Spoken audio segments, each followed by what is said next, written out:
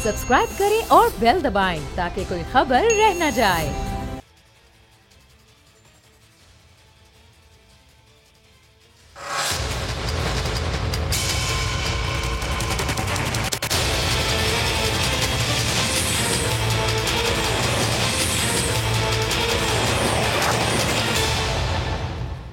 अस्सलाम वालेकुम, आप देख रहे हैं प्रोग्राम बस बहुत हो गया। मैं हूं अरबाब जहांगीर और कराची का हल्का NA 249 गुज़िश्ता 3 दहाइयों से सियासतदानों के लिए एक बहुत ही अहम और अलग हैसियत रखता है।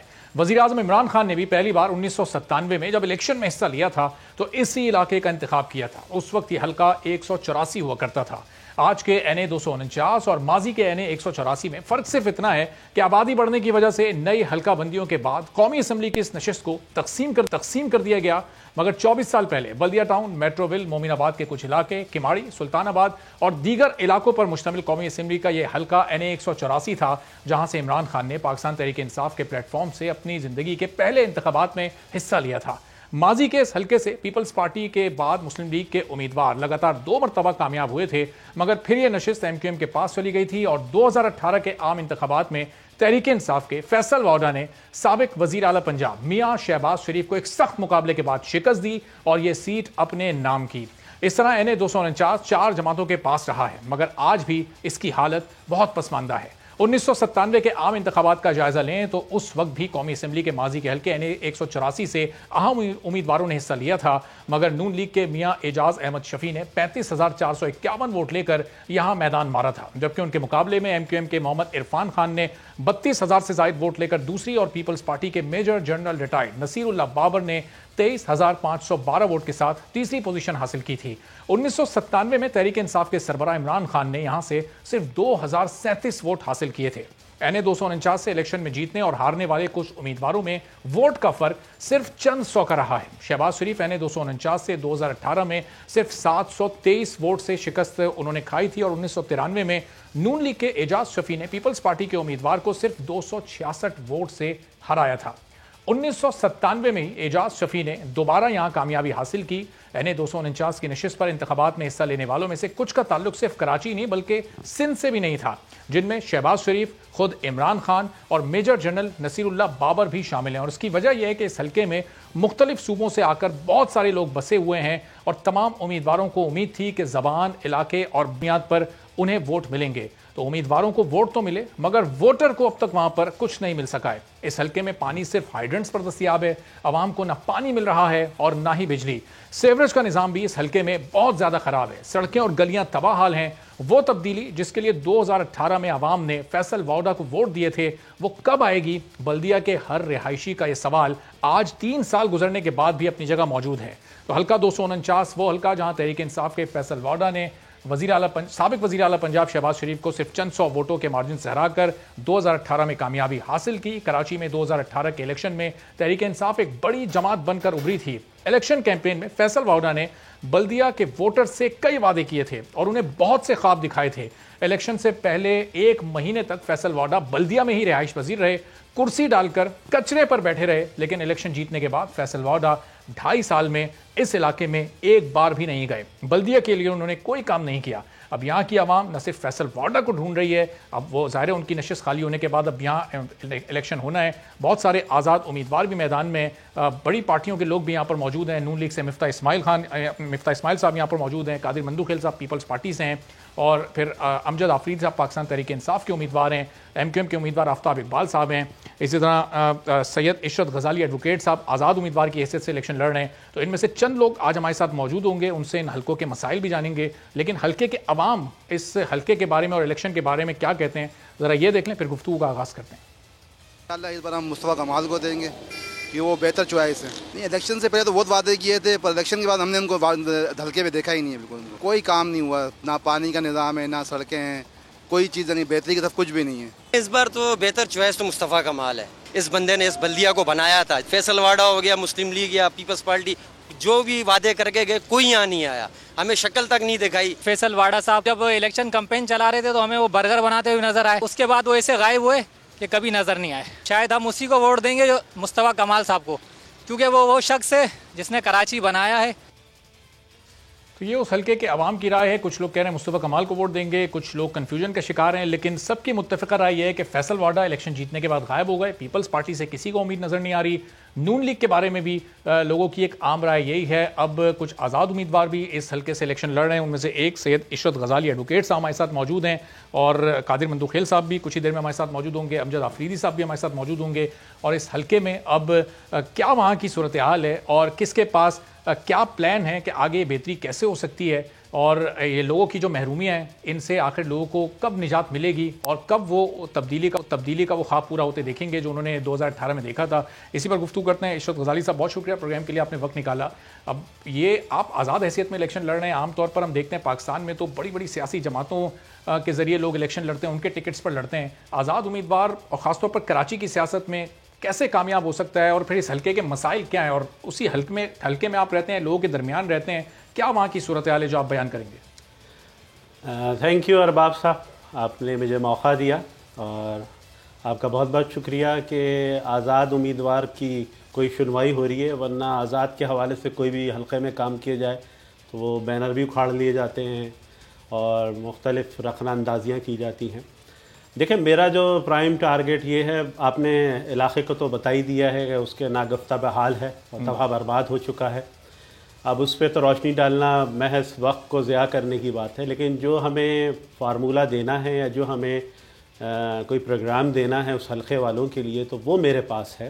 دیکھیں, وہاں پہ جب تک فیڈرل سے کوئی ایک ڈائریکٹ دیکھیں, ہمارا تو لیجسلیشن کا کام ہوتا ہے MNA کا, یہ سارے ورک لوکل باڈیز کے کام ہیں, ٹھیک ہے, لیکن ہمیں وہ ایک استحقاق دیتے ہیں, ہمیں ایک ووٹ دیتے ہیں, تو ہماری بھی ایک ذمہ داری ہوتی ہے کہ وہ ایک امانت ہے, اور اس کے لیے ہم اسمبلی میں تو ٹھیک ہے ہم کوئی ایسا لا پاس ہونے نہ دیں جو ان کے لیے ان کے معیار کے اوپر نہ پورا اتر سکے, وہ ہمارے پاس امانت ہے.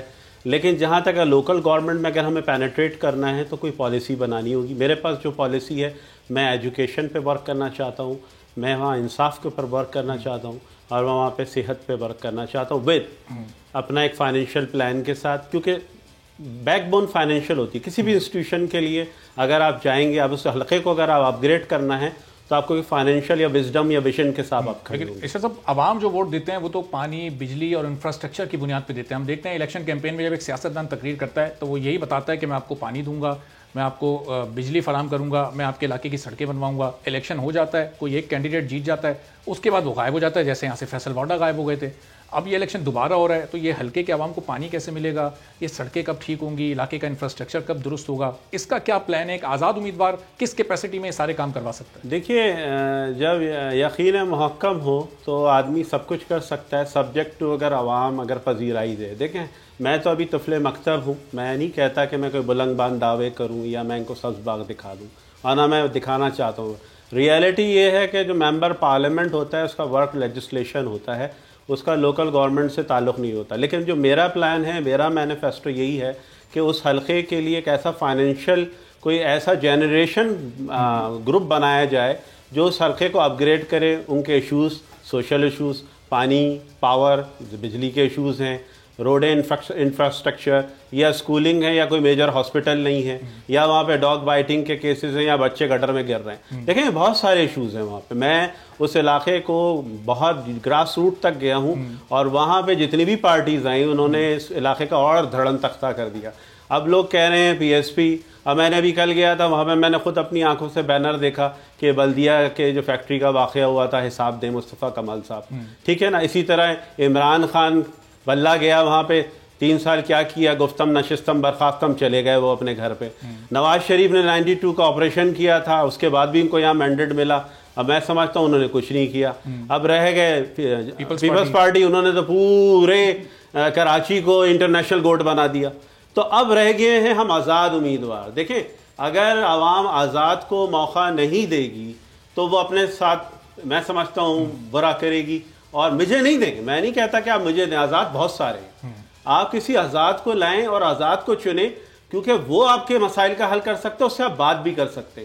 ورنہ سوری ٹو سے 72 سال کی تاریخی میں تو یہ میرے حساب سے تو تباہی کی طرف جا رہا ہے. صحیح. اب عشرت صاحب, ظاہر ہے کہ آزاد امیدوار بھی الیکشن تو جیتتے ہیں لیکن اس کے بعد پھر وہ آزاد نہیں رہتے, کسی نہ کسی سیاسی جماعت کو جوائن کر لیتے ہیں. میں آپ کی طرف سوال لے کر آتا ہوں کہ آپ کس سیاسی جماعت کو پھر ज्वाइन रखते हैं। अमजद आफरीदी साहब भी ज्वाइन कर चुके हैं। तो अमजद साहब, फैसल वाडा साहब तो हमें 3 साल में दिखाई नहीं दिए। अगर आप ये इलेक्शन जीत जाते हैं, अब इंतखाबी मुहिम ख़त्म होने में भी चंद मिनट ही रह गए हैं, उसके बाद आप भी गायब हो जाएंगे। हल्के के जो मसाइल हैं उनका इदराक है आपको कि क्या क्या इस हल्के के आवाम के मसाइल हैं, किन मुश्किलात से लोग गुजर रहे हैं और उसका फिर हल क्या है आपके पास? जी अमजद साहब, आवाज़ आ रही है आपको? जी आवाज नहीं आ रही थी, एक बार तो फिर सवाल जी करें। मैं कह रहा हूँ कि ये जो हल्के के मसाइल हैं इसका इदराक है आपको, या फिर फैसल वाडा की तरह ही करना है कि इलेक्शन जीत गए उसके बाद सालों के लिए गायब हो गए, फिर शक्ल नहीं दिखाएंगे हल्के में कभी अपनी? जी बिस्मिल्लाह रहमान रहीम। सबसे पहले तो मैं ये आपको बता देना चाहता हूँ कि मैं यहाँ का रिहायशी हूँ, यहीं का हूँ, इन्हीं मसाइल में पला बड़ा हूँ और अल्हम्दुलिल्लाह यहाँ की आवाम का एक देरीना ये ख्वाहिश थी कि यहीं से हो हमारा नुमाइंदा। और इमरान खान साहब ने पहली मर्तबा जो है एक वर्कर को, मिडिल क्लास को यहाँ से जो है टिकट दिया और मैं इन मसाइल में ही पला बड़ा हूँ। तो बिजली के मसले या गैस के मसाइल या मेरे घर भी पानी यहाँ पे नहीं आता, तो मैं इनमें से हूँ, बल्दिया का बेटा हूँ, इनके मसाइल को बेहतर जानता हूँ। इंशाल्लाह पाकिस्तान तहरीक इंसाफ ने अपने 2.5 साल में पहले भी डिलीवर किया है। जो यहाँ पहली महरूमियत थी पिछले 22 साल से। आपके अपने हल्के में फैसल वाडा ने पिछले 3 साल में क्या डिलीवर किया? जो आपके यहाँ से मुंतखब एमएनए थे, आपने भी ज़ाहिर उनको ही वोट दिया होगा, आप उन्हीं की पार्टी के वर्कर हैं, क्या उन्होंने डिलीवर किया? कितनी बार वो हल्के में आए, कितने दौरे किए उन्होंने? जी देखें, आपको भी ये पता है कि फैसल वाडा जो है वो यहाँ से एमएनए मुंतखब हुए थे और आपको ये मालूम है कि वो वजीर भी थे। उन्होंने यहाँ पे पहली मर्तबा इमरान खान ने जो वफाक से फंड दिए तकरीबन 50 करोड़ रुपए यहाँ पे हमने काम किए। यहाँ सीवरेज के लाइंस के मसाइल थे, यहाँ पानी के मसले थे, यहाँ पे जो है वो दीगर जो शुरू में गलियों की सीसी फ्लोरिंग थी वो हमने कराई गुलशन गाजी में, गुलदाद शाह रोड में, और ये जितने भी इत्तेहाद टाउन के एरियाज हैं यहाँ तक पानी पहुंचाया और रोडों का जाल जो है वो फैलाया। फिर ये इलाके के अवाम क्यों आपसे इतने मुतनफ़िर हैं? जब इलाके के अवाम से गुफ्तगू हम कर रहे हैं तो वो मुख्तलिफ सियासी जमातों के नाम ले रहे हैं, कोई पीएसपी की बात कर रहा है, कोई किसी और सियासी जमात की बात कर रहा है, कोई एक ये नहीं कह रहा कि हम पाकिस्तान तहरीक इंसाफ को वोट देंगे। सबकी शिकायत यह है कि 2.5 साल में फैसल वाडा की तो हमें शक्ल ही नजर नहीं आई है। देखिए जी, जहां तक हमें भी बात थी, उनकी मसरूफियात वजारत की वजह से वहाँ इस्लामाबाद में भी बहुत ज्यादा थी, वो यहाँ आए और उन्होंने जितने भी फंड थे जो इमरान खान ने, पीटीआई ने यहाँ वफाक से, ये बेसिकली ये जो सीवरेज के मसाइल थे और पानी के जो यहाँ पे प्रॉब्लम्स थे और रोड के मसले थे, ये बेसिकली बल्दियात के होते हैं और यहाँ से बल्दियात के नून लीग के चेयरमैन थे, पीपल्स पार्टी के यहाँ से चेयरमैन और कौंसलर मुंतखब हुए थे। उन्होंने नाअहली की वजह से यहाँ कुछ काम नहीं किए। इसके बाद ये जिम्मेदारी जो है वो सूबाई हुकूमत की बनती थी, उन्होंने भी कुछ नहीं किया। जब यहाँ इस हल्के का टिकट आपको दिया गया तो उसमें आपकी अपनी पार्टी के अंदर से भी एहतजाज किया गया था कि आपको ये टिकट क्यों दिया गया है, तो वो मामला सॉर्ट आउट हो गया। अब ऐसा तो नहीं कि पार्टी में इस हल्के को लेकर 2 ग्रुप बने हुए हैं, एक चाहता था कि आपको टिकट मिले, एक चाहता था कि ना मिले? नहीं, बिल्कुल, ये शुरू में जाहिर है आपको पता है जमहूरियत है, जब पार्टी में टिकट के मसाइल आए तो तकरीबन 20 से 22 हमारे जो उम्मीदवार थे पार्टी में, उन्होंने टिकट के लिए अप्लाई किया और जब पार्टी ने फैसला कर दिया और मुझे टिकट मिला, उसके बाद हम सब एक यकजा होकर इलेक्शन कैंपेन में और हम सब एक साथ हैं। आवाम में पजीराई है, जहां हम जाते हैं वहां पे आवाम हमें वेलकम करती है। ठीक है, चलिए परसों देखते हैं कि फिर क्या नतीजे निकलता है। सब रुकिएगा, आपकी तरफ मैं वापस आता हूँ। पीपल्स पार्टी के कैंडिडेट के साथ भी हमारे साथ मौजूद है कादिर साहब।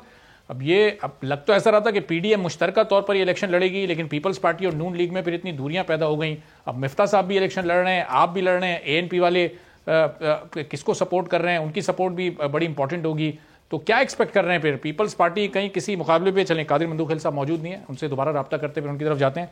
तो इशरत गजाली साहब, आज़ाद उम्मीदवार जब इलेक्शन जीत जाता है फिर हमने देखा है कि वो किसी न किसी सियासी जमात को ज्वाइन कर लेता है, क्योंकि मजबूरी होती है फंड्स आपको लेने हैं, तो वो किसी सियासी जमात, खासतौर पर हुकूमती जमात का आप हिस्सा होते हैं तो बड़ी आसानी हो जाती है। तो फिर आपका भी ख्याल है किसी सियासी जमात को ज्वाइन करने का? और जिस तरह भी अमजद साहब फरमा रहे थे कि बड़ा काम हुआ है, 50 करोड़ के फंड्स लगे हैं हल्के में, तो वो आपको कहीं काम होता दिखाई दिया, इंफ्रास्ट्रक्चर बेहतर होता हुआ?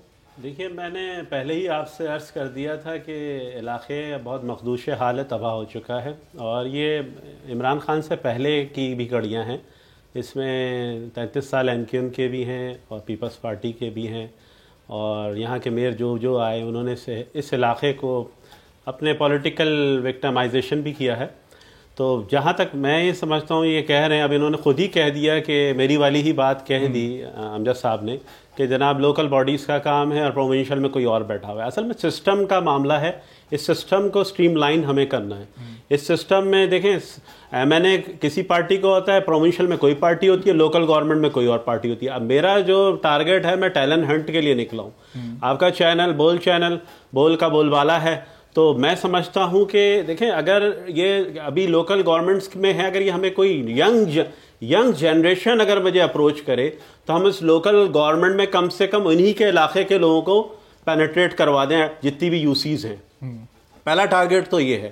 اچھا اب آپ کا جو ایک اور سوال ہے کہ جناب آپ کو کوئی وہاں ورک نظر آیا، تو سوری ٹو سے مجھے ان کا 3 سالوں میں تو کوئی بھی ورک نظر نہیں آیا. اچھا، تو اب یہ آپ نوجوانوں کو آپ بھی ٹارگٹ کر رہے ہیں، ان کو اپنی جانب ان کو اپروچ کر رہے ہیں، تو کیا کوئی نئی سیاسی جماعت بنانے کا آپ کو ارادہ رکھتے ہیں یہاں سے الیکشن جیت کے؟ ایسا کوئی پلان ہے آپ کے پاس؟ جی میرا ہے، اور میں انشاءاللہ میں BJP کے نام سے بناؤں گا. BJP نہیں، BJP voice of justice party, اور میں نے بنائی ہوئی ہے، بس مجھے اس کو رجسٹریشن کرانا ہے. اور جو نیکسٹ کمنگ الیکشن 2024 ہے اس میں میں پینیٹریٹ کروں گا، اور میں چاہوں گا کہ کراچی اور بلکہ پاکستان میں جو اچھے لوگ ہیں جو چاہتے ہیں پاکستان کو ترقی میں دیکھنا اور ایک سسٹم میں ڈینٹ مارنا چاہتے ہیں، کیونکہ یہ سسٹم پورا یرغمال ہوا ہے. اس میں آپ IMF کے انڈر میں اپنا پورا بینک دیکھ چکے ہیں، اور آپ کے ہر سسٹم یعنی ابھی پاور پہ آپ نے 2 روپے آلموسٹ بڑھائیں، ابھی پھر IMF نے کہا 1 روپیہ اور بڑھانا ہے، پھر اسے 5 روپے تک لے کے جانا ہے. آپ خود دیکھ لیں. ارشاد صاحب، اگر آپ یا کوئی اور آزاد امیدوار اس حلقے سے کامیاب ہو بھی گیا تو پھر ظاہر ہے وہ یہ سارے ترقیاتی کام وہ اس لیے نہیں کروا سکتا کہ ظاہر ہے وہ لوکل باڈیز کی ذمہ داری ہے، وہاں کوئی اور جماعت ہے، پروونشل میں پیپلز پارٹی کی گورنمنٹ ہے. تو اگر پاکستان تحریک انصاف کا وہاں کامیابی حاصل کرے، یا مصطفیٰ کمال کی پارٹی کرے، یا آپ میں سے کوئی آزاد امیدوار کرے، تو یہ علاقے کے مسائل تو پھر بھی نہیں حل ہو سکیں گے ظاہر ہے، چونکہ وہی ایک سسٹم ایک سٹریم لائن میں نہیں ہے. تو پھر حل کیا ان ساری چیزوں کا؟ نہیں دیکھیں، پیوستہ رہے شجر سے امیدیں باہر ہے. آپ کا ایک سوال کا تھوڑا سا جواب رہ گیا تو معافی چاہتا ہوں. آپ نے کہا تھا کہ آپ اسمبلی میں جا کے رموز سلطنت والوں کے ساتھ بیٹھیں گے یا حزب اختلاف میں بیٹھیں گے. دیکھیں میں حزب اختلاف کو زیادہ پریفر کروں گا تاکہ مجھے زنگ نہ لگے، اور میری موٹیویشنل اور جو بھی ویژن ہے، وزڈم ہے، اس کے ساتھ بیٹھ کے میں علاقے کے لیے کام کر سکوں. اور میں سمجھتا ہوں کہ میں یہ کروں گا. باقی جو آپ کہہ رہے ہیں کہ مشکل ہے، میں جانتا ہوں مشکل ہے کہ میں نے کہ کوئی اور پارٹی ہے، پروونشل میں کوئی اور ہے، لوکل گورنمنٹ میں کوئی ہے.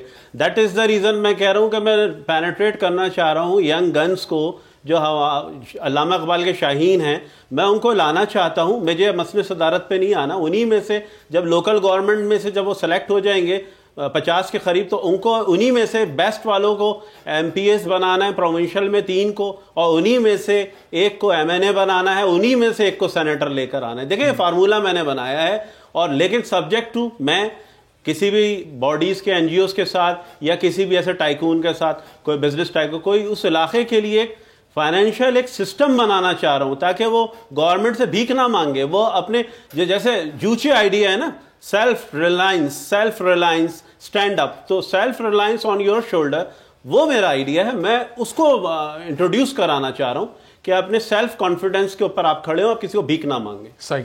تو امجد آفریدی صاحب، اب ظاہر ہے یہ پانی کا مسئلہ بڑا امپورٹنٹ، اور کراچی کے کئی علاقوں میں یہ مسئلہ ہے. آپ یہاں سے اگر کامیاب ہوتے ہیں، پچھلے 3 سال فیصل وارڈا صاحب نے گزارے، اور اگر آپ کی کامیابی کی صورت میں 5 سال آپ کی پارٹی کو ہی ملتے ہیں، تو کتنے فیصد اس علاقے کا یہ پانی کا مسئلہ اب تک حل ہو چکا ہے یا اگلے 2 سال میں حل ہو جائے گا؟ چونکہ بلدیہ کے بہت سارے ایسے علاقے، خاص طور پر اس حلقے کے، کہ جہاں لوگ پانی کی بوند بوند کو ترس رہے ہوتے ہیں، جبکہ ہائیڈرنٹس میں وہ پانی بھرا ہوا ہوتا ہے.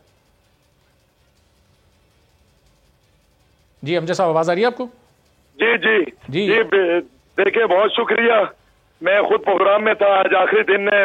ہم نے کوشش کی ہے، ہم گئے، میں یہاں کا رہائشی ہوں، لوکل ہوں یہاں کا. سارے مسائل، میں انہی مسائل میں میری زندگی گزری ہے. 20 سے 22 سال میں یہاں کا لوکل نمائندہ ہوں، اور الحمدللہ ہم نے 2.5 سالوں کے اندر کوشش کی ہے थोड़ा बहुत काम कराया है इंशाल्लाह। हमजा साहब, पानी के मसले का क्या हल है? पानी लोगों तक कैसे पहुंचेगा अगर आधी आबादी के पास एक हल्के की पानी नहीं है? हमने पानी के लिए फैसल वार्डा तो खुद पानी के वजीर थे। पानी पहुंचाया हमने, ये यूसी 32 के पानी के लिए लैंड डाल के दी हमने, पंपिंग स्टेशन 19 दिए, उस पर काम किया हमने, जिया कॉलोनी पहाड़ी तक पानी पहुंचाया। मगर मसला ये है कि तकसीम में मसला है, तकसीम में इशू है, और यहाँ जो वॉलमैन है वो सियासी पार्टियों के, और जो सिंध हुकूमत है वो इसमें पूरी इन्वॉल्व है, और उस वजह से लोगों को पानी की तरतीब ठीक तरीके से नहीं हो रही। सही। तो अभिषेक साहब, ये जो सिंध और विफाक की लड़ाई है, ज़ाहिर है इसमें आवाम पिसती है। अगर MNA फेडरल का है और प्रोविंशियल सिंध का है, ज़ाहिर है फिर 18वीं तरमीम के बाद बहुत सारे इशूज़ में विफाकी हुकूमत के हाथ बंधे हुए होते हैं। तो ये अगर वर्किंग रिलेशनशिप विफाकी और सिंध हुकूमत में नहीं कायम होगा, या किसी भी प्रोविंशियल गवर्नमेंट और विफाकी हुकूमत में नहीं कायम होगा, तो फिर ये हल्के के लोग तो इस तरह के मसाइल में उलझे रहेंगे। ज़ाहिर है उनके मसले तो नहीं हल हो सकेंगे। बिल्कुल। अच्छा देखें, ये बल्दियाती नुमाइंदों के काम थे, उन्होंने नहीं किए, वो डिलीवर नहीं कर सके, तो पाकिस्तान सूबाई हुकूमत वो तो 14 साल से कसम खा के बैठी है हमने कोई काम नहीं कराना, उल्टा काम खराब करना है। उल्टा उन्होंने पंपिंग स्टेशन पर अपने लोग बिठाए हुए, काम नहीं हो रहे। मगर वाहिद पाकिस्तान तहरीक इंसाफ है, उसने फेडरल से जो हमें फंड मिले 40 से 50 करोड़ के, हमने बुनियादी मसाइल पर काम किया, क्योंकि ये इलाका तकरीबन 20-25 साल से नजरअंदाज है, उसकी वजह से तबाह हाल है। तो इंशाल्लाह यहाँ पर इलाके के मसाइल, उस पर पाकिस्तान तहरीक इंसाफ ने पहले भी काम किया, इंशाल्लाह मजीद काम करेंगे। चलें, तो इशर साहब, अब ये वर्किंग रिलेशनशिप बड़ा इंपॉर्टेंट होता है किसी भी सूबे की और वफाकी हुकूमत में। ज़ाहिर है फंड्स का ट्रांसफ़र है, फिर ये इस तरह MNA और MPS का आपस में एक बेहतर वर्किंग रिलेशनशिप होगा तो वो अपने हल्के में डिलीवर कर पाएंगे। नहीं तो फिर ये एक एक करके तमाम जो हल्के हैं वो तो इसी तरह ये बल्दिया वाली नज़ारे पेश करेंगे कि सड़कें टूटी हों, लोगों को पानी मैसर ना हो, बुनियादी जो ज़रूरियात हैं लोगों की वही पूरी ना हो सकें। अरबाब साहब, आप बिल्कुल सही वजह फरमा रहे हैं कि यही सिस्टम को स्ट्रीम लाइन करने का टारगेट ही मेरा मेन मैनिफेस्टो है कि जनाब प्रोविंशियल और फेडरल में ऐसी हम आहंगी हो और एक ऐसा सिस्टम बने कि ये एक ही लाइन से grass root level local government तक जाए। और हमारे यहाँ यही होता है प्रॉब्लम कि प्रोविंशियल में कोई और पार्टी का बैठा हुआ है और नेशनल में कोई और पार्टी का बैठा हुआ है और लोकल गवर्नमेंट में कोई और बैठा हुआ है। अभी जैसे पंपिंग स्टेशन का कह रहे हैं, लेकिन ये विद ड्यू रिस्पेक्ट अमजद साहब, विद ड्यू रिस्पेक्ट, आप पंपिंग स्टेशन को दोष दे रहे हैं, लेकिन आप ये नहीं कह रहे कि वहाँ कितना बड़ा टैंकर माफिया काम कर रहा है और उस टैंकर माफिया की पुष्पनाई कौन कर रहा है। उस टैंकर माफिया को आप बंद तो करें, देखें पूरे पानी सप्लाई हो जाएगा। आप स्ट्रिक्ट तो हो, लॉ एंड ऑर्डर की मदद लेते हुए आपके 3 साल थे, आप चाहते उसको बंद कर देते, लेकिन टैंकर माफिया प्रॉस्पेरस है। भी माफिया बैठा है वहां पर, उसकी पुष्पनाई सूबाई हुकूमत कर रही है और उन्होंने इस हाल तक पहुंचाया है इस इलाके को। ये सूबाई हुकूमत के काम थे, अगर चेयरमैन काउंसलर ने नहीं किए, इनके पास थे इनके DC, आज देखे ना रातों रात ये काम कर रहे हैं इलाके के अंदर, हम अप्रिशिएट करेंगे। क्योंकि सही, चलें, वो जब इलेक्शन करीब आता है तो ये सब मुतारिक हो जाते हैं क्योंकि वोट लेना होता है। ज़ाहिर है। बहुत शुक्रिया अमजद आफरीदी साहब, सैयद इशरत गजाली एडवोकेट। जो अब देखते हैं इलेक्शन कैंपेन खत्म होने में सिर्फ आधा घंटा रह गया, परसों किसको उस इलाके हल्के के लोग मुंतखब करते हैं और कौन फिर यहाँ से फैसल वार्डा की जगह जीतने में कामयाब होता है। एक ब्रेक लेते हैं और ब्रेक के बाद फिर वज़ीर आज़म से जहांगीर तरीन ग्रुप की मुलाकात हुई है, उस अहम मुलाकात में क्या कुछ हुआ और आगे मुस्तकबिल की सियासत पर उसके क्या असरात मुरतब हो सकते हैं, एक ब्रेक के बाद बात करें।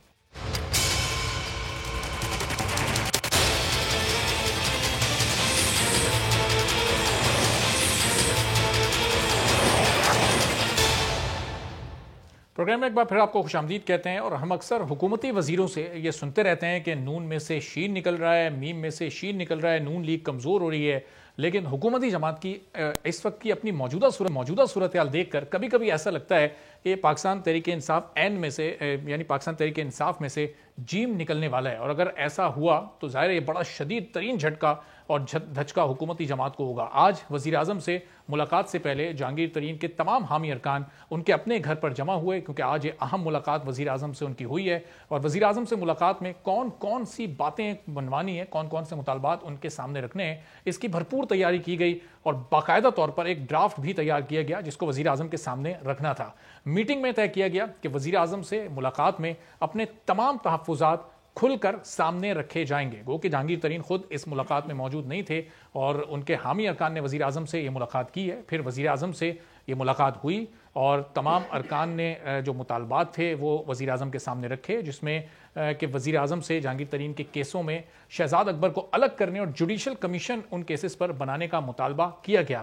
اور اس ملاقات کے فوری بعد اندرونی کہانی بھی اس ملاقات کی سامنے آئی اور یہ چیزیں سامنے آئی کہ وزیر اعظم نے یہ مطالبہ بالکل مسترد کر دیا ہے. انہوں نے کہا کہ آپ مجھ پر اعتماد کریں, اگر مجھ پر بھروسہ ہے تو پھر آپ اس چیز کو چھوڑ دیں, اپنے تمام مطالبات کو ایک سائڈ میں رکھ دیں. لیکن جہانگیر ترین کے حامی یہ دعویٰ کر رہے ہیں کہ وزیر اعظم نے جہانگیر ترین کے تمام مطالبات تسلیم کر لیے ہیں اور یقین دلایا ہے کہ کسی کے ساتھ زیادتی نہیں ہونے دیں گے.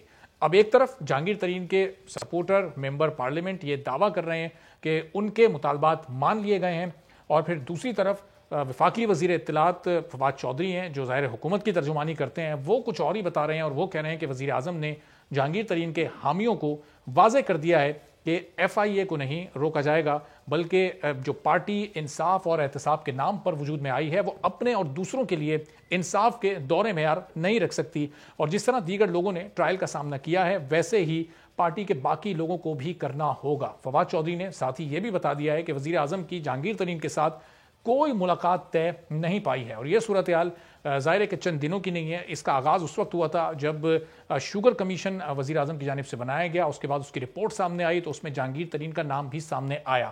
پھر اپوزیشن جماعتوں کی جانب سے بہت زیادہ پریشر حکومت پر تھا کہ تمام لوگوں کے خلاف کارروائی ہوتی ہے لیکن حکومت اپنے لوگوں کے خلاف کارروائی نہیں کرتی, صرف اپوزیشن کے خلاف احتساب کیا جاتا ہے.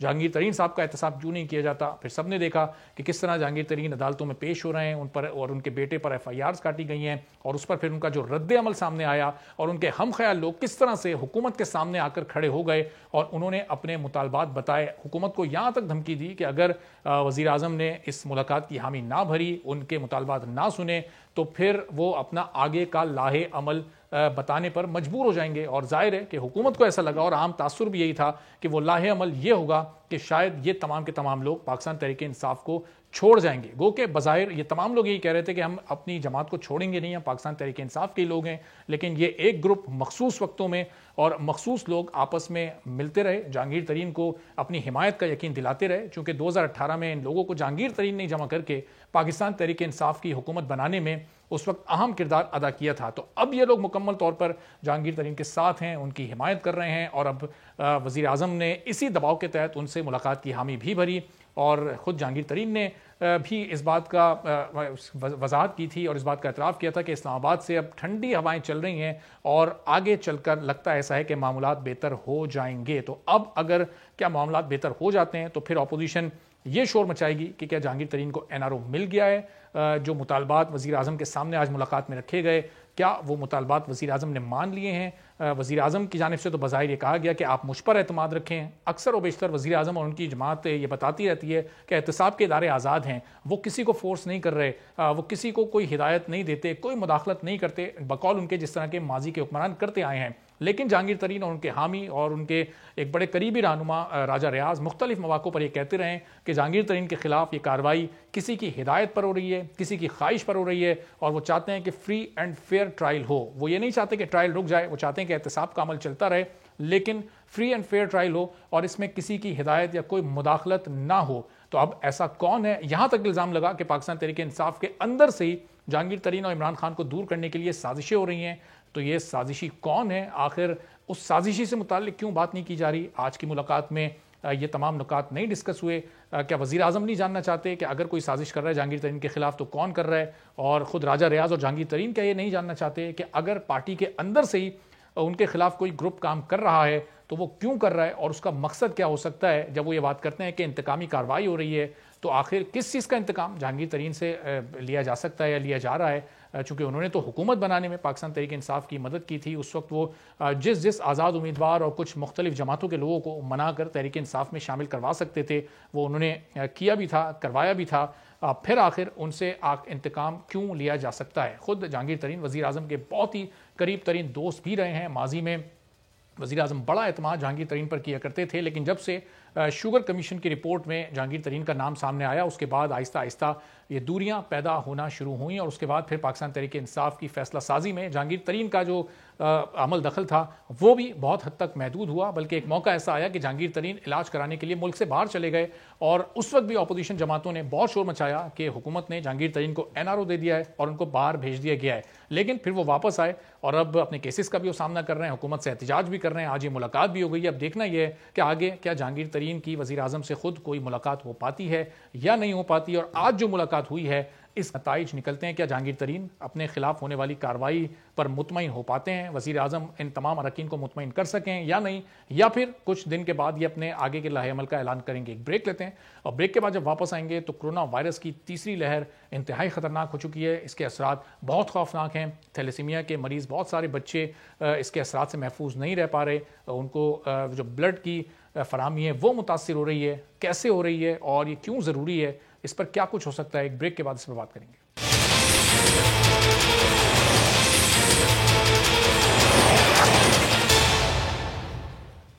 پروگرام میں ایک بار پھر آپ کو خوش آمدید کہتے ہیں۔ کرونا وائرس اب تک پوری دنیا میں لاکھوں لوگوں کی زندگیاں ختم کر چکا ہے اور دنیا کے کئی ممالک اب بھی بدترین صورتحال کا شکار ہیں، مگر اس وائرس نے ایسے افراد کی زندگیوں کو بھی بڑی حد تک داؤ پر لگا دیا ہے جو کسی نہ کسی دوسری خطرناک بیماری میں مبتلا ہیں۔ اگر مریض معصوم بچے ہوں اور وہ بھی تھیلیسیمیا جیسے مرض کا شکار ہوں تو والدین کے کرب کا اندازہ صرف وہی افراد کر سکتے ہیں جن کے سینے میں انسانیت کا درد موجود ہو۔ ذرا اندازہ کریں ان والدین کی بے بسی، مجبوری اور لاچاری کا کہ جن کے بچے اگلی سانس کے لیے بھی خون کا عطیہ ملنے کے منتظر ہوں اور والدین اپنی پوری بھاگ دوڑ کے باوجود ڈونرز کو ڈھونڈنے میں لگے ہوں۔ کورونا صرف ان کے لیے جان لیوا ثابت نہیں ہو رہا جو اس وبا سے متاثر ہیں، بلکہ یہ تھیلیسیمیا کے مریضوں کو بھی شدید متاثر کر رہا ہے۔ تھیلیسیمیا کے مریضوں کو ہر 15 دن کے اندر خون کی ایک بوتل لازمی چاہیے ہوتی ہے، اور کرونا وائرس کے بعد سے تھیلیسیمیا سے متاثرہ بچوں کے لیے بلڈ کی سپلائی بھی شدید متاثر ہوئی ہے۔ پچھلے سال ملک بھر میں لگنے والے لاک ڈاؤن کی وجہ سے تھیلیسیمیا کے مریضوں کو پریشانی کا سامنا رہا اور خون کے عطیات نہ ملنے کی وجہ سے کئی معصوم جانیں بھی چلی گئی تھیں۔ اب ایک بار پھر کورونا تیزی سے پھیل رہا ہے، کئی شہروں میں صورتحال پھر سے لاک ڈاؤن لگانے والی ہو چکی ہے۔ حکومت بھی یہ اعلان کر چکی ہے کہ اگر صورتحال یہی رہی، لوگوں نے غیر ذمہ داری نہ چھوڑی تو پھر سے مکمل لاک ڈاؤن کی طرف جانا پڑے گا، اور اگر پھر سے مکمل لاک ڈاؤن لگایا گیا تو ان معصوم زندگیوں کی جان بھی خطرے میں پڑ جائے گی جن کی زندگی تھیلیسیمیا میں مبتلا ہونے کی وجہ سے بلڈ ڈونیشن پر انحصار کرتی ہے۔ اب یہ پوری صورتحال ہے۔ اگر لاک ڈاؤن لگتا ہے پچھلے سال کی طرح، تو ہم نے دیکھا تھا پچھلے سال بھی تھیلیسیمیا کے جو مختلف ادارے ہیں ان کی جانب سے اپیلیں سامنے آ رہی تھی کہ لوگ آئیں اور بلڈ ڈونیٹ کریں، لیکن لاک ڈاؤن کی وجہ سے لوگ بھی اس میں احتیاط کر رہے تھے اور نہیں نکل پا رہے تھے۔ حکومت کی طرف سے بھی جو پابندیاں، جو SOPs تھیں، ظاہر ہے ان پر بھی عمل درآمد کرنا ہوتا ہے۔ اب صورتحال کیا ہو سکتی ہے؟ محمد اقبال صاحب موجود ہیں ہمارے ساتھ، کاشف تھیلیسیمیا ٹرسٹ کے روئے رواں ہیں۔ تو اقبال صاحب بہت شکریہ پروگرام نکالا۔ یہ آپ بتائیے گا کہ ہر 15 دن میں کیا تھیلیسیمیا کے مریضوں کو یہ بلڈ کی ضرورت ہوتی ہے یا اس سے بھی کم مدت میں چاہیے ہوتا ہے؟ ایک دن میں آپ کو کتنی ضرورت ہوتی ہے، پھر اسی طرح سے ایک ہفتے میں، پورا مہینے میں؟ تو ذرا پہلے اس کی وضاحت کر دیجیے گا، پھر مزید بھی آگے گفتگو کرتے ہیں۔ جی آپ دیکھیں، آپ نے بہت پاکستان کی نہیں دنیا کے اہم مسئلے پہ آپ نے اس ٹائم یہ نقطے کو اٹھایا ہے کہ اس ٹائم جو کورونا تو اپنی جگہ پر ہے، کورونا سے اتنے لوگ مرے یا نہ مرے مگر تھیلیسیمیا کے بچے ضرور مر جائیں گے اگر ان کو بلڈ نہ ملا تو۔ تھیلیسیمیا ایک ایسی بیماری، موروثی مرض ہے جو کہ والدین اپنے اولاد کو خود منتقل کرتے ہیں۔ میں اگر تھیلیسیمیا مائنر ہوں، میری وائف تھیلیسیمیا مائنر ہے، ہم 2 مائنر نے شادی کر لی، میرا بیٹا ہوا کاشف تھیلیسیمیا میجر کا، اس کے جسم میں خون بنانے کی مشین نہیں تھی، خون کھانے کی مشین لگ گئی۔ جب تک زندہ رہا اس کو بلڈ لگتا رہا، مہینے میں 8 10 بوتل اس کو بلڈ لگتا تھا کاشف کو۔ اور یہ بار بار بلڈ دینے سے ان بچوں کی زندگی اور اجرن ہو جاتی ہے کہ ان کے جسم میں بہت ساری بیماریاں بڑھ جاتی ہیں، بہت سارے آپ کے اس کے اندر، جیسے خاص طور پہ آئرن۔ میرے بیٹے کو جسم میں 16 سال میں اس کو اتنا بلڈ لگا کہ ایک نارمل انسان کے جسم میں آئرن 40 سے 160 نینو گرام ایک لمٹ ہوتی ہے، تو میرے بیٹے کو 16 سال میں جو بلڈ لگا تو اس کا آئرن اتنا بڑھ گیا، 160 کے بجائے 11,000 آئرن تھا اس کے باڈی میں۔ میں نے اپنے بیٹے کی تکلیف اور موت دیکھی ہے۔ 11,000 آئرن پہ کتنا آپ غبارے میں ہوا بھریں گے، غبارہ پھٹ جائے گا۔ میں نے غبارہ پھٹتے دیکھا، میں نے اپنے بیٹے کا دل پھٹتے دیکھا، اس کی آنکھ ناک سے میں نے خون کی دھار نکلتے دیکھی۔ کاشف کو پہلے میں لندن میں تھا، اس کو وہیں دفنایا تھا، اس کے جنازے پہ ایک عہد کیا تھا کہ پاکستان جا کر کچھ کرنا ہے۔ ہم جب پاکستان آئے यहाँ पर तो इसके बाद यहाँ तो अच्छा काम करना बहुत मुश्किल काम है। अब मैंने जो सेंटर खोला है डालमिया पे। जी इकबाल साहब का इंटरनेट कनेक्शन की वजह से राब्ता मुनक़ता हो गया। इकबाल साहब आपको हम रिकनेक्ट करते हैं, फिर आपसे मजीद भी जानते हैं। जी इकबाल साहब अपनी बात आप जारी रखिएगा। ये काशिफ के नाम पे आपने ट्रस्ट कायम किया, अब इस ट्रस्ट में कितने बच्चे? जी अभी हमने जो सेंटर खोला 900 बच्चे थैलेसीमिया के मेरे पास रजिस्टर्ड हैं कराची वाले सेंटर पे। सही यहाँ पे तो अब उसका आप अंदाजा करें कि 900 बच्चों का मतलब ये कि 1800 बोतल ब्लड मुझे चाहिए हर महीने। सही इसको भी छोड़ें, हम कहते हैं पूरे इंग्लैंड में 270 बच्चे हैं जिनको ब्लड लगता है पूरे इंग्लैंड में। पाकिस्तान में 1 लाख से ज्यादा बच्चे हैं जिनको ब्लड चाहिए एवरी 15 डेज, हर 15 दिन के बाद, हर 10 दिन के बाद उनको ब्लड चाहिए। अब ये कोरोना की वजह से कॉलेज बंद, ब्लड कहां से आएगा? यूनिवर्सिटी बंद, ब्लड कहां से आएगा? ऑफिस में हमें घुसने नहीं दे रहे हैं, ब्लड कहां से आएगा? अब ये जो बच्चे रजिस्टर्ड हैं जिनको एवरी वीक ब्लड चाहिए, ये बच्चे कहां जाएंगे? ये तो मर जाएंगे अगर लोग ब्लड नहीं देंगे तो ये क्या होगा? अब मैं आपके इस तवज्जुह से बात करना चाहता हूँ, या अल्लाह बच्चों पे रहम फरमा दे। जो लोग ब्लड देना चाहते हैं उनको ब्लड देना चाहिए, कुछ भी नहीं होगा। अवेयरनेस आगाही अपनी जगह पर, मगर कोरोना अपनी जगह पर है। ये कोरोना से भी ज्यादा डेंजरस बीमारी ये थैलेसीमिया की है। जीते जी बच्चे मर जाएंगे। एक एक घर में 4-4 बच्चे हैं जिनको ब्लड लगता है। तो इकबाल साहब सिर्फ डोनर्स पर ही आप रिलाई कर रहे होते हैं? ये जो सरकारी ब्लड बैंक्स होते हैं, क्या यहाँ से आपको कहीं कोई इमदाद नहीं होती? यहाँ से आपको ब्लड नहीं मिल पाता?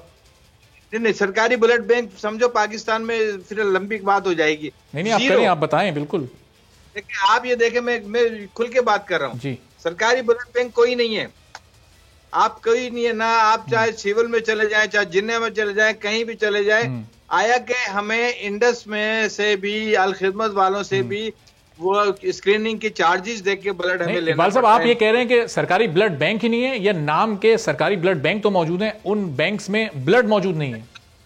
सर उनको इतनी जद्दोजहद कौन करेगा? जब वहां पे एम्प्लॉइज अपॉइंटमेंट हो जाते हैं तो वो उनको क्या जरूरत पड़ी कि ब्लड के लिए, कैंप के लिए धक्के खाते फिरेंगे, ब्लड जमा करते फिरेंगे? थैलेसीमिया के बच्चों की क्या, अब फिर लंबी बात हो जाएगी। हम अपनी जेब में तो पैसे चले जाएंगे, मगर थैलेसीमिया के बच्चों की जिंदगी नहीं बच सकती।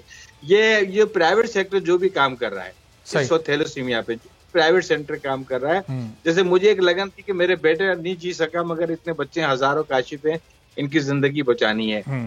हम अपनी एक कोशिश, अब आज का रमजान है, सबसे ज्यादा बच्चों की डेथ रमजान में होती है। क्योंकि रमजान के महीने में लोग ब्लड नहीं देते। अच्छा, बड़ा मुश्किल मरहला होता है। हम अपने पूरे पेशेंट को पूरा साल ब्लड देते हैं, 11 महीने तो हम देते हैं, कहीं ना कहीं से कैंप लगाते हैं, लेकर आते हैं, फिर हम कहते हैं जी रमजान में आप कम से कम 2 से 3 बोतल आप अपने बच्चे के लिए जमा किया करें। तो आप यकीन करें इकबाल साहब, जो आम दिनों में आप कैंप्स लगाते हैं, क्या वही तरीका कार है आप लोगों तक अपना ब्लड डोनेट करने का, या आपका जो सेंटर है वहां लोग आते हैं, वहां पर ब्लड डोनेट करते हैं? यानी आम अल्फाज में अगर आप बता सकें कि ब्लड डोनेशन का तरीका कार है क्या आपके इदारे में? मैं आपको बताऊं कि अभी जैसे आजकल ब्लड की शॉर्टेज नहीं मिल रहा है, ए पॉजिटिव नहीं है, ओ पॉजिटिव नहीं है, नेगेटिव ब्लड नहीं है। अब हमने लोगों से अपील की हुई है कि हमारा सेंटर 24 घंटे खुला हुआ है डालमिया स्टेडियम रोड पे। मैंने एक एड्रेस समझाया हुआ, अल्लाह एक गली नंबर 1 याद रखें, डालमिया की गली नंबर 1, यहाँ आ जाए, 24 घंटे खुला हुआ, यहाँ एक तो ब्लड दें। एक तो ये हो गया। दूसरा ये कि आप अपने घर में अरेंजमेंट कर लें, आप मोहल्ले में अरेंजमेंट कर लें, और हमें बताने के इकबाल भाई यहाँ 8-10 लोग तैयार हैं ब्लड देने के लिए, हमारी टीम जाएगी, गाड़ी जाएगी, बेड सारा रिक्वायरमेंट पूरी करते हैं हम लोग, प्रोटोकॉल पूरा होता है, रिक्वायरमेंट कर वहां पे जाके ब्लड उनके मोहल्ले में से भी लेकर आ सकते हैं। 8 मिल जाएं, 10 मिल जाएं, 15 मिल जाएं, 2 मिल जाएं। मेरे पास 900 बच्चे हैं। अच्छा, एक अहम बात मैं और आपको बता दूं, आपकी मालूमात के लिए भी, सुनने वालों के लिए भी बहुत जरूरी है। हम कहते हैं इंग्लैंड में 270 बच्चे हैं, यहाँ 1 लाख से ज्यादा बच्चे हैं। 1 लाख का मतलब आपको पता है सर, एक महीने में 2 लाख बोतल ब्लड चाहिए। एक साल में कितनी होगी? 24 लाख बोतल ब्लड चाहिए इन बच्चों को। 24 लाख का मतलब 10 लाख लीटर पानी नहीं चाहिए, 10 लाख लीटर सर ब्लड चाहिए थैलेसीमिया के बच्चों के लिए। आप कैसे ब्लड लेकर आएंगे? मुझे बताएं, 10 लाख लीटर, और पूरे पाकिस्तान का इससे भी ज्यादा चाहिए। तो ये तो हम ब्लड जमा हो नहीं पा रहा है, इनको ब्लड दे नहीं पा रहे हैं। तो इकबाल साहब, ये जाहिर है आप ये नेक काम कर रहे हैं और बहुत सारे लोगों की औलादों की जिंदगियां बचाने की कोशिश कर रहे हैं। तो इस काम में, ये पाकिस्तान में, कराची में खासतौर पर ये जो काम हो रहा है, ये सिर्फ अपनी पर्सनल कैपेसिटी में प्राइवेटली हो रहा है? इसमें आपको कहीं कोई गवर्नमेंट की सपोर्ट नहीं है, गवर्नमेंट के इदारों में कहीं आपको ब्लड नहीं डोनेट किया जा रहा या कोई ऐसी फैसिलिटी नहीं प्रोवाइड की जा रही? नहीं, कहीं से थोड़ी सी फर्स्ट टाइम पाकिस्तान की तारीख में बल्कि ये हुआ कि सिंध गवर्नमेंट ने फंडिंग की थोड़ी सी हमें सपोर्ट की है कि ताकि इन बच्चों की हम जो मेडिसिन जो होती है सबसे महंगी आइटम वो हम खरीद सकें, इन बच्चों की जिंदगी बचा सके, वो अलग चीज है। ब्लड के लिए कोई भी अदारा इस वक्त हमें सपोर्ट नहीं कर रहा है, सिवाय एक इन कंपनियों के एहसानमंद हैं, गारमेंट्स कंपनी जैसे आर्टिस्टिक वाले हैं या चावला वाले हैं, दूसरे ये कैंप लगवाते हैं।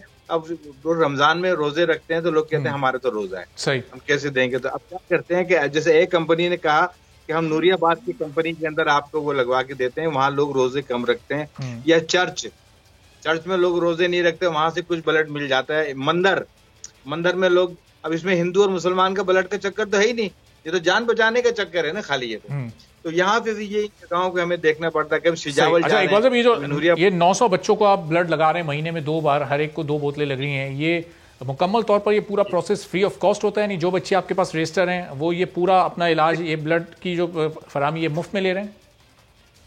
देखिए हमारे पास मैं आपको बताऊं 95% फ्री है, टोटल फ्री है। सिर्फ 5% कौन से पैसे देते हैं पता है चार्जिंग के? वो लोग जो कहते हैं हम ज़कात की मुस्तहिक नहीं है, पैसे वाले लोग हैं। जो भी खर्चा आता है ब्लड ट्रांसफ्यूजन पे 3,400 रुपए, ब्लड स्क्रीनिंग, ब्लड के पैसे, वो सिर्फ 4% भी नहीं है। 96% इज फ्री। एक बच्चे का खर्चा 8,000 से लेकर 30-40 हजार रुपए का, यानी आपसे किसी से डिमांड नहीं की जाती, जो खुद देना चाहे पैसे वो सिर्फ देता है? वो सिर्फ देता है जो कहता है हमारे बच्चे ज़कात खैरात के मुस्तहिक नहीं है, हम क्यों लें, दूसरे का हक हम क्यों मारें, वो एक अलग चीज हो जाती है। हमारे सेंटर पे कभी किसी को देखना हो, विजिट करना हो, आप देखें 50-60 बच्चों को रोजाना ब्लड लगता है, उनका खाना तक फ्री है। अच्छा। 150-200 लोगों का खाना बनता, बकरे कटते हैं, कुक वहां पे रखे हुए, किसी को बाहर से खाना नहीं लाना पड़ता है, कपड़े लाने नहीं पड़ते, राशन की डिस्ट्रीब्यूशन हर घर में थैलेसीमिया के मुस्तहिक के घर में राशन जाता है। ये अल्लाह की मेहरबानी नहीं है सर, कितनी बड़ी सारी है। रजिस्ट्रेशन का तरीकाकार क्या है? कोई अगर थैलेसीमिया का मरीज है, उसको आपके ट्रस्ट में रजिस्टर करवाना है, तो वो किस तरह से आपसे रब्ता कर सकता है, किस तरह से वो अपने आप को रजिस्टर करवा सकता है? आपकी बात बिल्कुल बहुत वैलिड है। आप वो बहुत सारे बच्चे तो धड़ा आ रहे हैं ना। हम तो कहते हैं इंग्लैंड में 20 साल से एक बच्चा पैदा नहीं हुआ, यहाँ पे रोजाना 20 बच्चे 25 बच्चे रोज पैदा हो रहे हैं। अदारा ब्लड कहाँ से लाएगा, अदारा खर्चा कहाँ से लाएगा? रजिस्ट्रेशन का मसला नहीं है, रजिस्टर्ड दम रोज का हमने ये किया, पॉलिसी रखी है अपनी। जो बच्चा 3 या 4 महीने का अब पैदा हुआ, करंट जिसको नहीं पता था कि उसके बच्चे ऐसा हो जाएगा, उस बच्चे जरूर रजिस्टर्ड, जो बच्चा है वो कहीं ना कहीं रजिस्टर्ड जरूर है, तो वो वहां उसको ब्लड मिलता है। जैसे बुरहानी में है या अफजाल में है या हुसैनी में है या फातमीद में, जो बड़े बच्चे हैं वो तो रजिस्टर्ड हैं।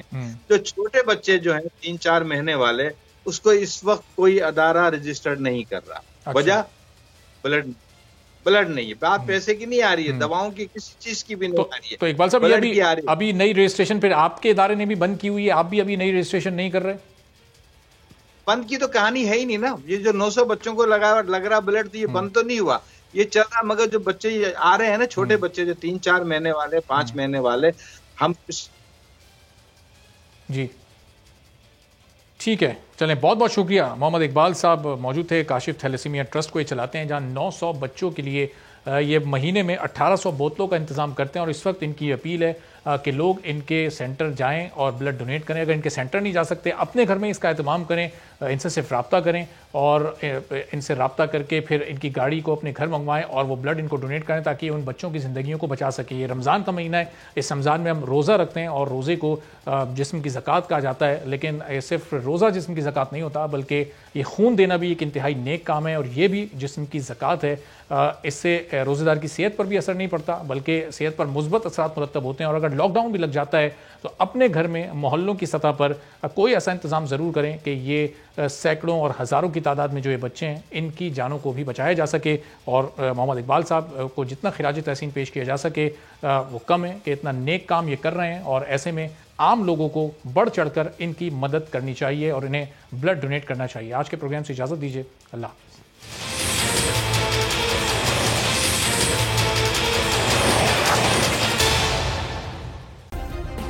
सब्सक्राइब करें और बेल दबाएं ताकि कोई खबर रह न जाए।